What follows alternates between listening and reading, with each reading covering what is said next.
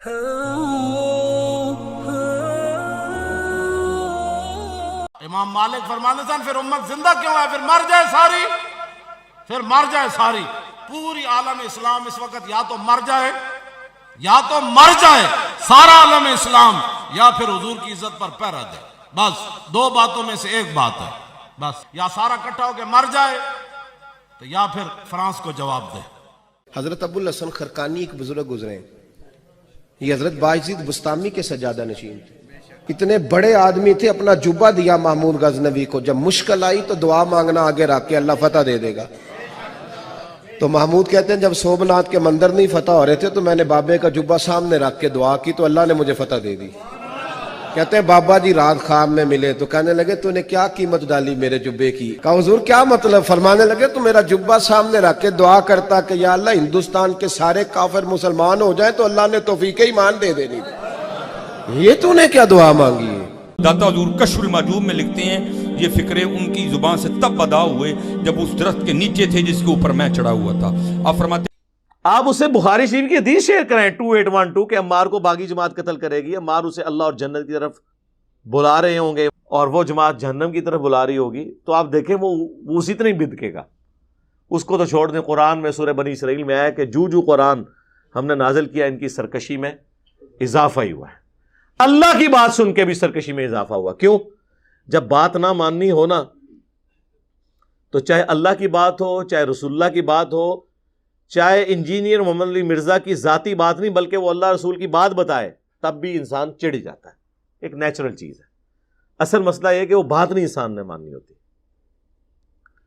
تو یہ جن لوگوں کو بڑی ٹینشن پڑی ہوئی ہے نا جی کہ جناب فرقہ نہ بن جائے، اور جناب جڑے فرقے بنا کے گئے نے وہ ان کے اندر کچھ کوالٹیز ہوتی ہیں، یعنی اگر آپ یہ کلیم کریں نا کہ جو خشکی کا جانور ہے اور جو سمندر کا جانور ہے یا پانی کا جانور ہے اس میں فرق ہوتا ہے۔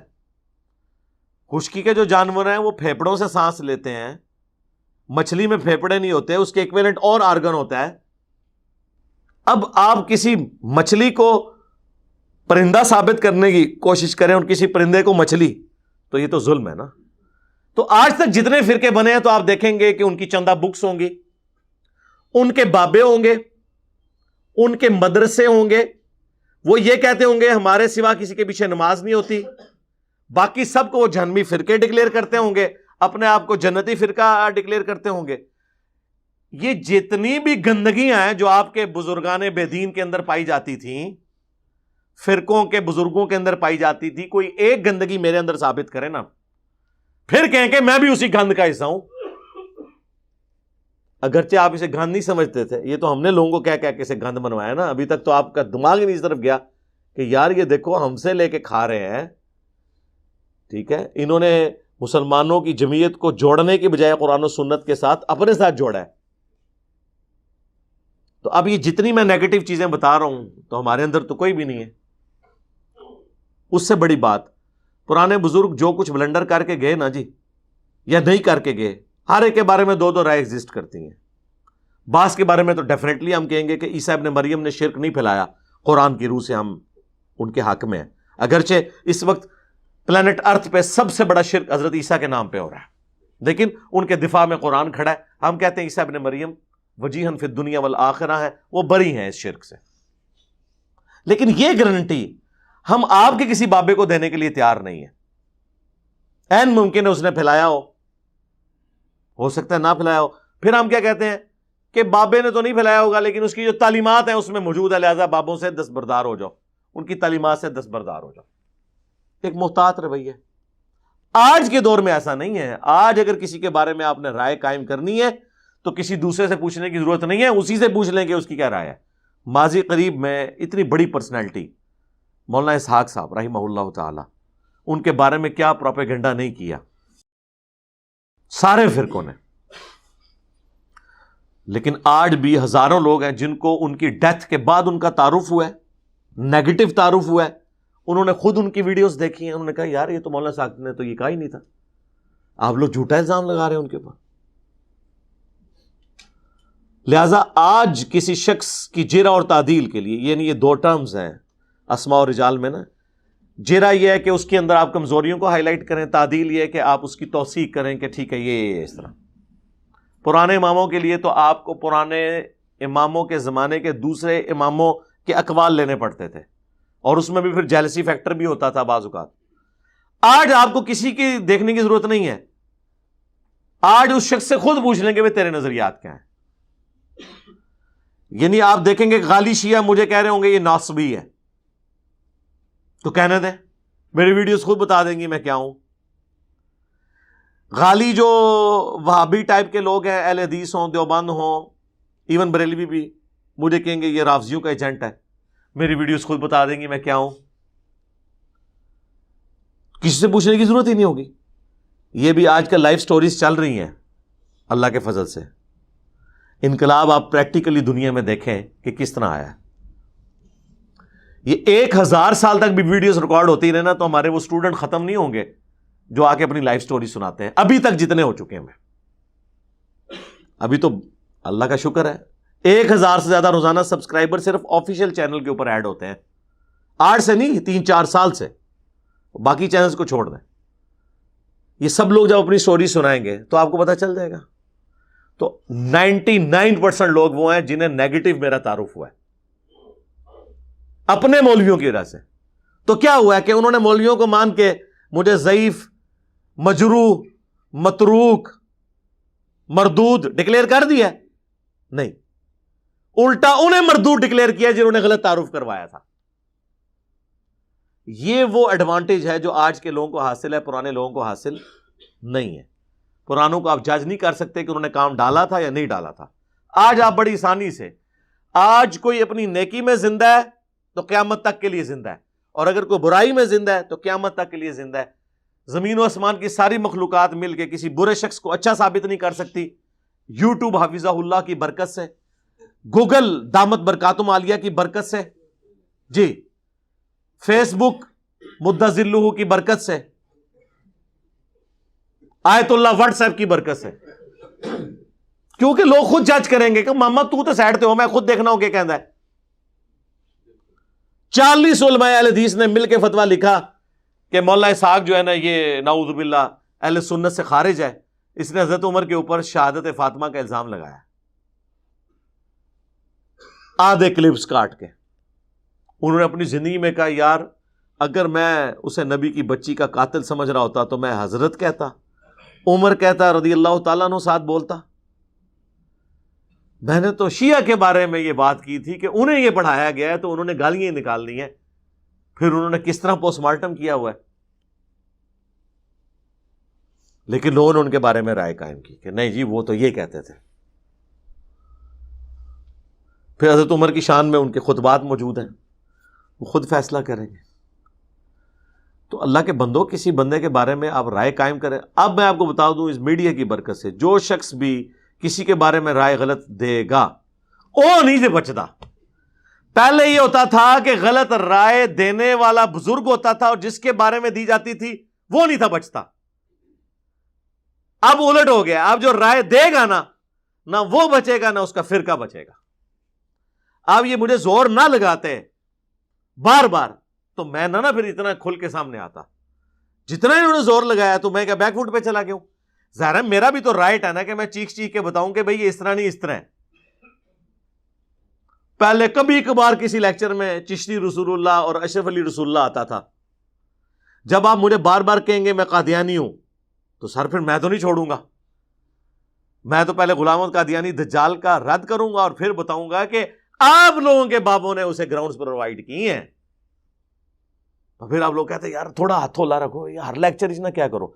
بھائی جب آپ کے ہزاروں علماء مل کے میری لائف کو سٹیک پہ لگا رہے ہیں، میرے پہ جھوٹے الزامات لگا کے، آپ ہمیں جوتیاں بھی مارے، ہمیں رونے کی بھی اجازت نہیں دیں گے، تو سر ہم وہ نہیں ہے کہ جوتیاں کھانے کے بعد روئیں گے۔ ہم وہ جوتیاں جو ہے نا وہ آپ کے سروں پہ علمی طور پہ آپ کی پبلک سے پڑھوائیں گے، کیونکہ ہمارے پاس تو یہ ذریعہ ہے نا، ہم نے جتھے تو آپ کے اوپر نہیں چڑھانے، ہم نے تو لوگوں کو بتانا ہے کہ ختم نبوت کے نام کے اوپر یہ جو اربوں روپے کا چندہ ہتھیارے ہیں آپ سے، آپ کے مولوی، یہ ختم نبوت کی تحریکیں نہیں، یہ اینٹی قادیانی تحریکیں ہیں۔ ختم نبوت تحریک صرف ادھر سے چل رہی ہے، کہ چاہے غلام احمد قادیانی دجال ہو چاہے کسی بابے کا کشف ماننے والا ہو، چاہے کوئی عقیدہ امامت کو بگاڑ کے پیش کرے، خواہ کوئی چشتی رسول اللہ کو انڈورس کرے، خواہ اشرف علی رسول اللہ کو انڈورس کرے، سارے کے سارے ختم نبوت پہ ڈاکہ مار رہے ہیں۔ ختم نبوت یہ ہے،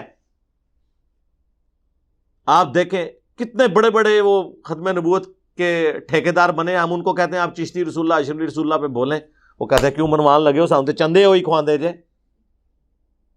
اب میں نام نہیں لیتا، پھر وہ لوگ کہتے ہیں جی ہماری روٹی روزی بند کرتی ہے۔ آپ لوگوں کے سامنے ہی ہے، کوئی آپ کو اس وقت اینٹی قادیانی جس کو میں کہتا ہوں اور یہ لوگ ختم نبوت تحریک چلانے والا ملا ہے آج تک؟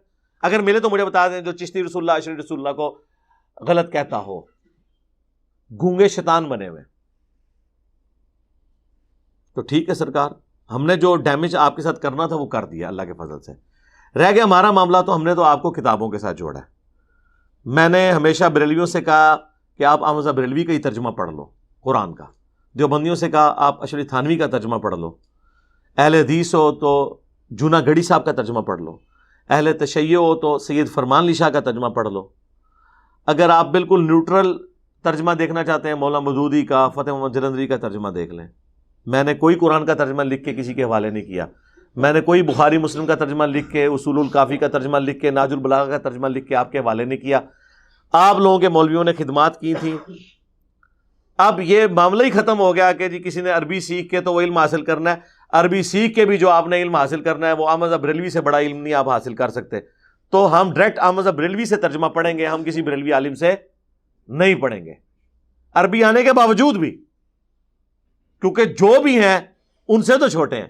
ہم کسی دیوبندی کا ترجمہ نہیں مانیں گے، ہم ڈائریکٹ اشرف تھانوی صاحب کا ترجمہ مانیں گے، اور اردو تو ہماری لینگویج ہے۔ آ جاؤ، کسی نے ایاک نعبد و ایاک نستعین سے بابوں اور بزرگوں سے مدد نہیں مانگی بھی۔ ایون آپ شیعہ کا ترجمہ بھی اٹھا لیں، حاشیے میں انہوں نے لکھا ہے کہ یہ آیت واضح ثبوت ہے کہ صرف اللہ کو مدد کے لیے پکارنا چاہیے، کہیں انہوں نے یا علی مدد نہیں لکھا ہوا۔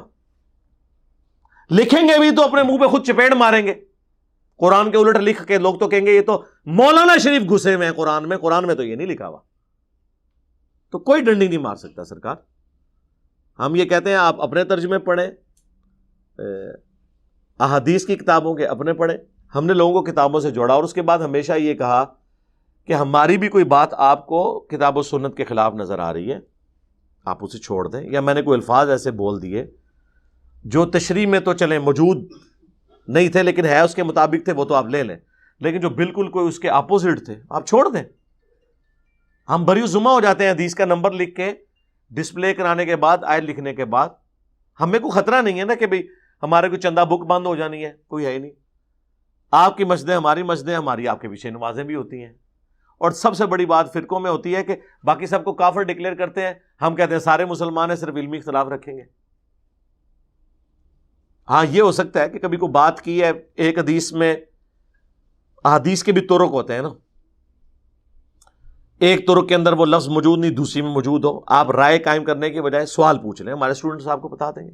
ابھی اگلے دنوں میری ایک ویڈیو اپلوڈ ہوئی، اب اس میں غلطی سے وہ والا طریق ہم نے صحیح بخاری کا ڈال دیا جس میں وہ الفاظ موجود نہیں تھے۔ کتنے لوگوں نے نیچے کامنٹس کیے، اچھا مجھے غصہ نہیں چڑھا، مجھے خوشی ہوئی کہ یار اس طرح دنیا میں کسی شخص کو کریٹیکلی کو دیکھتا ہوگا کہ علی بھائی یہ پوری حدیث تو آپ نے ٹھیک، یہ اس میں الفاظ نہیں ہے۔ پھر میں نے نیچے کامنٹس کروائے کہ بھائی یہ جو حدیث تھی بخاری کی اس میں یہ والے الفاظ نہیں تھے، لیکن یہی حدیث صحیح بخاری میں 7003 نمبر پہ جب آتی ہے تو اس میں یہ الفاظ موجود ہیں، اگرچہ وہ الفاظ قرآن میں بھی تھے، سورہ الاحقاف میں کہ نبی تم فرماؤ میں کوئی نیا رسول نہیں ہوں، مجھے نہیں پتا کہ خود میرے ساتھ اور تمہارے ساتھ کیا ہوگا۔ یہی بات میں نے بخاری شریف سے بیان کی کہ ام الاعلیٰ کہتی ہیں میں ایک بوڑھے صحابی عثمان بن مظعون کی خدمت کیا کرتی تھی، جب وہ مر گئے رسول اللہ ان کی میت پہ آئے صلی اللہ علیہ وآلہ وسلم، تو میں نے کہا کہ تیرے لیے تو آخرت میں اچھا انجام ہے، تو نبی علیہ السلام نے مجھے کہا کہ تمہیں کیسے پتا چلا، حالانکہ میں اللہ کا رسول ہوں، مجھے تو خود نہیں پتا کہ میرے ساتھ اور تمہارے ساتھ کیا کیا جائے گا۔ ام الاعلیٰ کہتی ہیں اس دن کے بعد میں نے کبھی کسی کے بارے میں ورڈکٹ نہیں دی، میں ڈر گئی۔ اور یہاں آپ کے وہ کہتے ہیں بابے کہتے ہیں کہ جی میرا کوئی بھی مرید قیامت تک میرے سلسلے میں بھی بیعت ہوگا، میں اسے جنت میں ساتھ لے کے جاؤں گا. فرق دیکھ لیں. اگر ام الاعلیٰ کا یہ سٹیٹس ہے تو بابے تو شاہ ہی کوئی نہیں. نہیں سوری بابے تو شاہ ہی کوئی نہیں. میٹھی میٹھی نرمی سے بات کرنی چاہیے نا. تو اس میں جو لفظ بولے نا کہ مجھے نہیں پتا خود میرے ساتھ اور تمہارے ساتھ کیا ہوگا، وہ جو طریق انہوں نے شیئر کرایا اس میں صرف تھا کہ مجھے نہیں پتا کہ اس کے ساتھ کیا ہوگا. حالانکہ آیت میں نے، لیکن لوگوں کے لیے آیت ہلکی ہوتی ہے، حدیث وزنی ہوتی ہے. یہ بھی مینٹالٹی ہے. ایون بابے کا قول حدیث سے بھی وزنی ہو جاتا ہے. آیت بھول گئی ان کو، کوئی جب قرآن میں کوئی بات آ گئی وہ بخاری میں نہ بھی لکھی ہوئی ہو ان پرنسپل تو بات درست ہوگی.